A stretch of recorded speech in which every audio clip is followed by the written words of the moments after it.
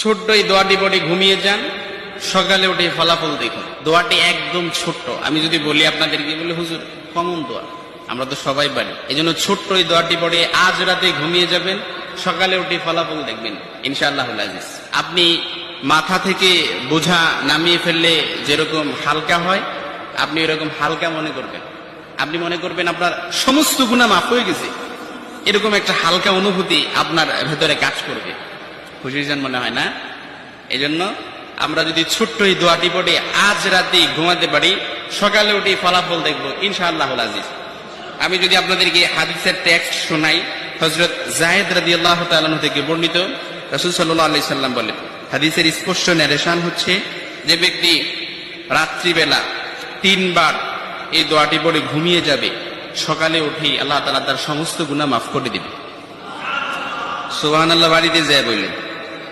এই জন্য আজ রাতেই যদি এই দোয়াটি পড়ে ঘুমাতে পারেন, সকালে উঠে ফলাফল দেখবেন ইনশাআল্লাহুল আজিজ।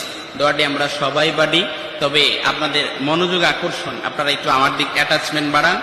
আমি আপনাদেরকে বলতেছি, সবাই পারি, আমার সাথে একটু ঠোঁট মিলাবেন। আস্তাগফিরুল্লাহাল্লাযী লা ইলাহা ইল্লা হুয়াল হাইয়ুল কাইয়্যুম ওয়া আতুবু ইলাইহি লা হাওলা ওয়ালা কুওয়াতা ইল্লা বিল্লাহিল আলিয়্যিল